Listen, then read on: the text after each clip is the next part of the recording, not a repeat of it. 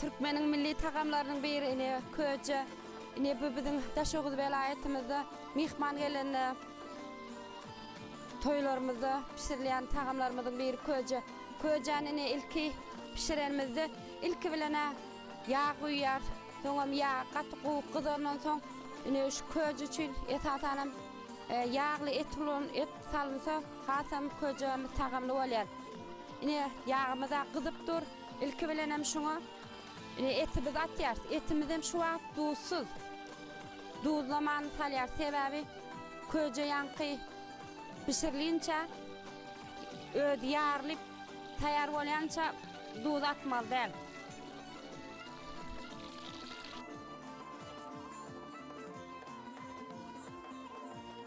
Ine şu köje tağım tayarlananla biz köjemize ilki bilene et atyar. Sonra olsa dönha soğan sarıp qoğut, soğanam qoğuriyat. İzinden amine şu kəşirimizi kalyar. Kəşirimizi şu at qoğurmalı, pişmeli şu qoğurlup. Cövenimizi ilk bilen yuğumalı qoğudup. Izgarlayına şu soqatat döviyat. İne şu ilk bilen amara şu yankı yuğulan cövenimizi qoğudup soqudu dövmeli şeydip. Yankı cövenimizi aldık, tiret alıp, ine şunu qoğutup aras salamalı.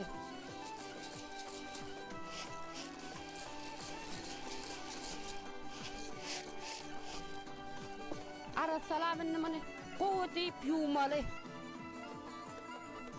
Dövülen cövenimizi. Etimizi hem kəşirimizi hem soğanımızı hem qoğutup qoğurduk. İne. İnne olsa şuna su koyat.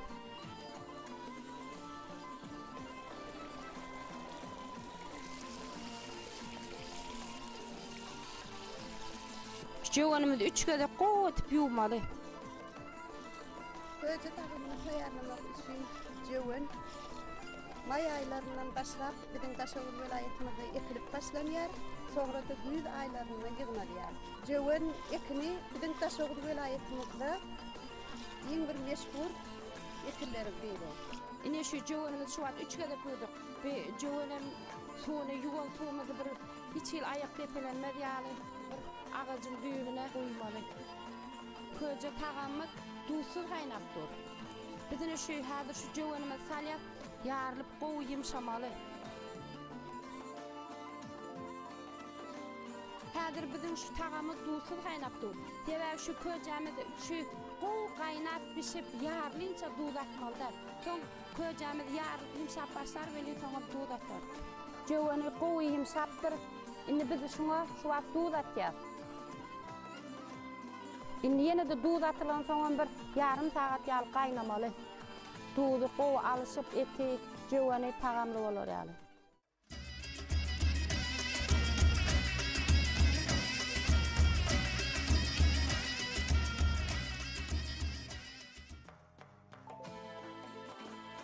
Ine köje tağamıza tayar oldu. Qoğu olup pişiptir. Daşoğuz vilayetinden bir näçe tagamlar tayarlanıp mihman gelenine hüdür ediliyor. Ine şu hazır ağ oyun için tagamları dağıtıp görürken men bir şu tagamların öz ayrı kıyınlıkları var da gurrun merefetleşiyor. Merhaban tomaşaçılar ne Daşoğuz vilayetimizin elfi yüzüden anlarının tayarlap veren milli tagamlarına tomaşa ettiniz. Ine bir näçe tagamlar var yani benim ömrümde şu Daşoğuz vilayetine mahsus olan ösümlük var yani cöven şu cövenden bir näçe tagamlar tayarlayar. Ine bu tagama yani Daşoğuz vilayetine köje diýip atlanýar lefine içinde diýil tagama daşky görnüşine tinedeniňizde de Türkmen palavuna yani palavumyza çalyndy. Şöne bu cöveniň dänelerinden tayarlanýar. Hazır gelin bu tagamda atyp görelim.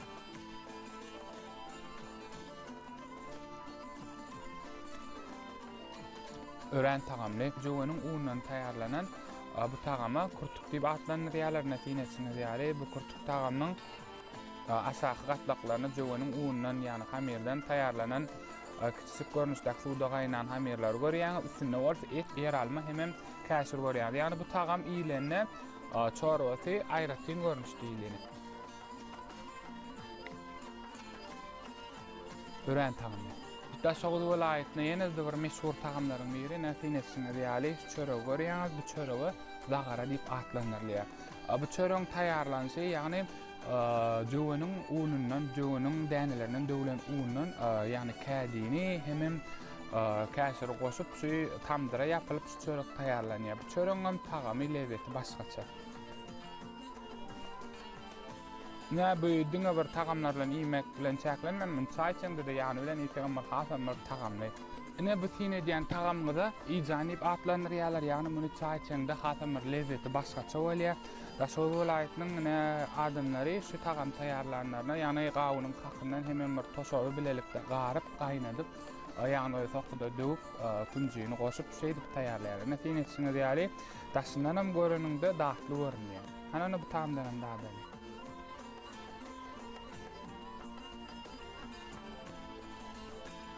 ören tagamly. Türkmen topragy bir näçe tagamlara baý bolup, esasan ýurdumyzyň Demirgazyk vilayatlarynyň biri bolan Daşoğlu vilayatyna şular ýaly meşhur tagamlary, ýagny mehman ýelerine taýarlap taçak başyna alyp berýärler. Şu tagamlar ata-babalarymyzdan häzirki döwründe gelip ýetipdir. Şu ata-babalarymyzdan şular ýaly tagamlar taýarlap mehman ýelerine garşy alyp bir ýeňden taçak ýapdyrlar.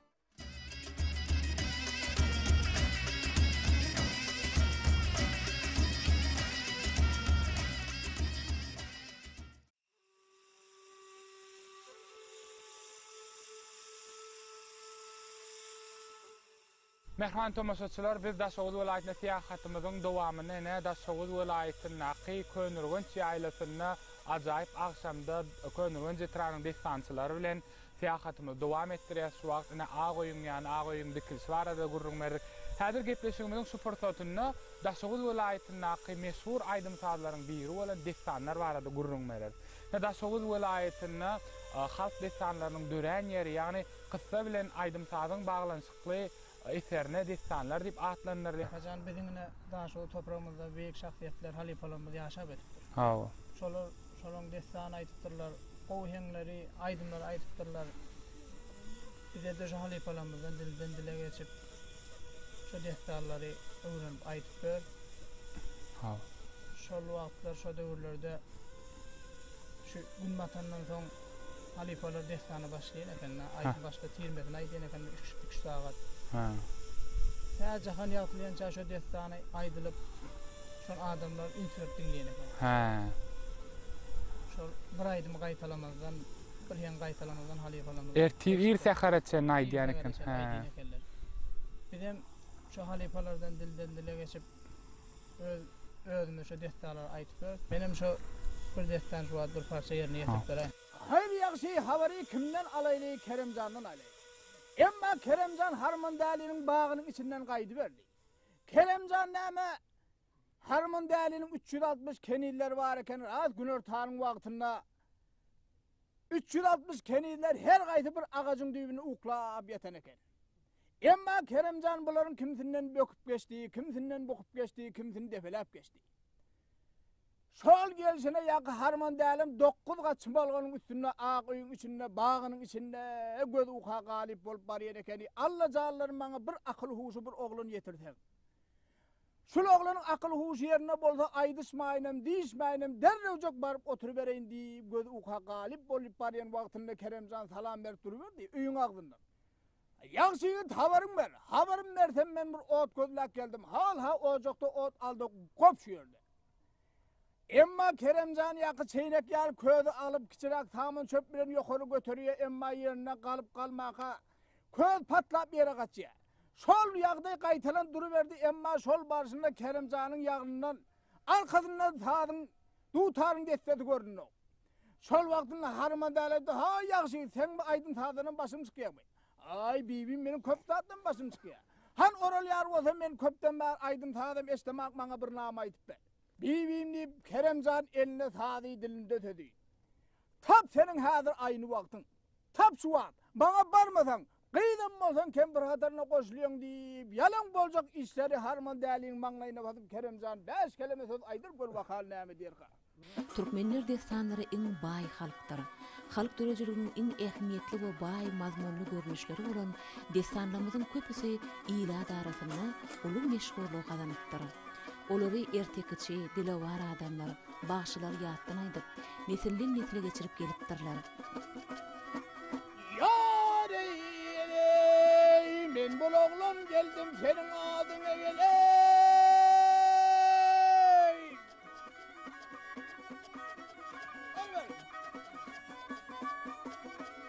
Yar acap oğlan bağa feyle geledir gel. Ey geledir gel. Ay sen bir yetim veri benim de adıma. Acap oğlan bağa feyle gelendir gel. Ey gel gel gel gel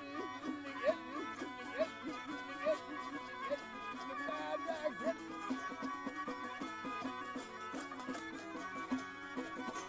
Yar ya sonunda mı damişin cenk bolur. Haydın gidip ol güllerin genk bolur. Gel gel gel gel bolur. 30'dan ötönsen halın keng bolur. Gel keng bolur. Acap oğlum bağa seyrey geledir. Gel geledir vay ey geledir.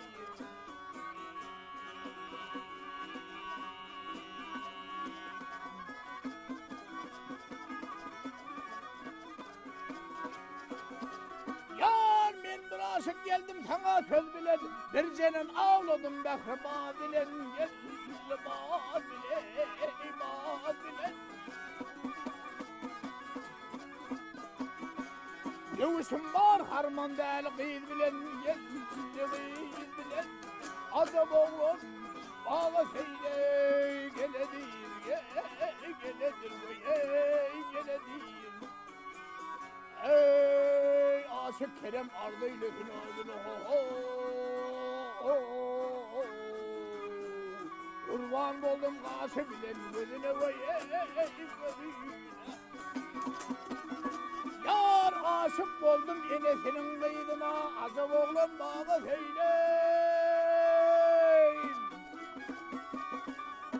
yar geledir vay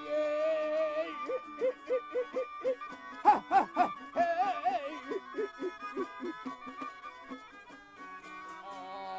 kardeşim ey, aş yoldaşım, hem kardeşim ey, kayyatiyim, Türkmen destanlarynyň bir neçesi öz ülkemiziň çäginden çykyp, beýleki kowumdaş milletlerin arasyna çenli aralaşypdyr. Destanlar esasan ertekler we rowayatlar esasyna dören eserlerdir. Halk eserlerinin ählisinde bolşýaly, başda kimde bolsa bir adam tarapyndan döredilip, wagtyň geçmegi bilen döredijiginiň unudulanlygy halk destanlaryna da äşgär görnýär.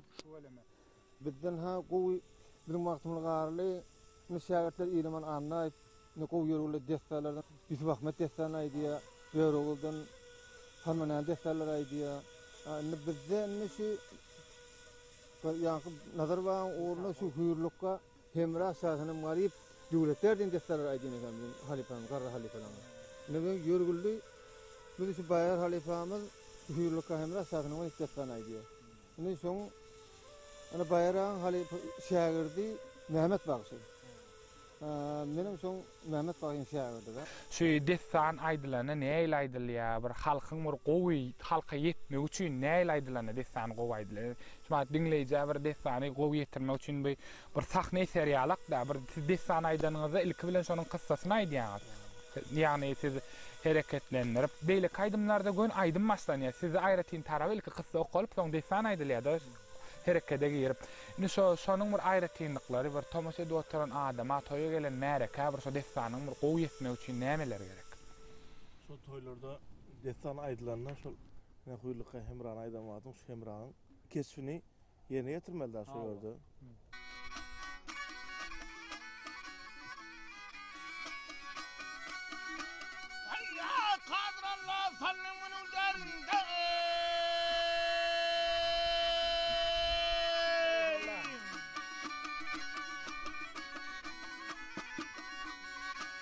Hay men neyleyim yarıma yar bolmaz hey bolmaz hey ah vah hey bolmaz hey bolmaz hey. Hey yar yar deyip gelir oldum her yerde Şygyrlaryň duýga we mazmuny baýlygy, gahrmanlaryň oýlanmalaryny ýokary çeperçilikde suratlandyrmagy Nusgaw Zekiniň habarşahy bolup ortağa çykýar. Türkmen halk destanlary Leyli Mejnun, Şahenem Garyp, Zöhre Tahir, Sayatly Hemra, Huýurlukka Hemra, Asly Kerem, Necep oglan, bulardan başga en çeme destanlar halk dürejiligiň sahypalaryny siňip garypdyrlar. Halk dürejiligiňi destanlaşan hikayetleriniň bir neçesi duş gelýär. Olar göwrüm taýyndan çäkli bolup, destanlaşma ýoluna düşen eserlerdirler.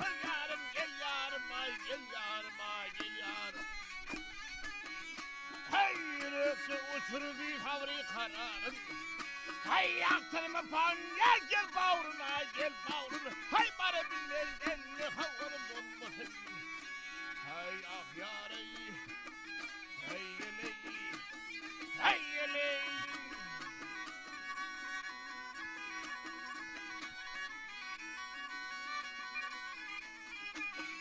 hay yaktırma pan gel bağrına hay bana bilmezden ne havarım olmasın hay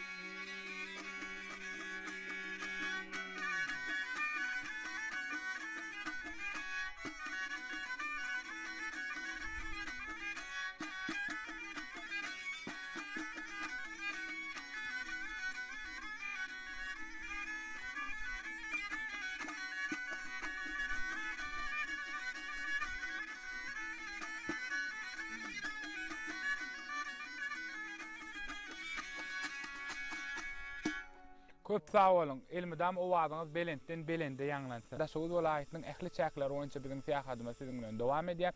Mehriban tomoşaçylar, tomosha ediň. Ine şuň könürgünçde ajaýyp akşamda biziň fiýahadymyz tamam bolýar.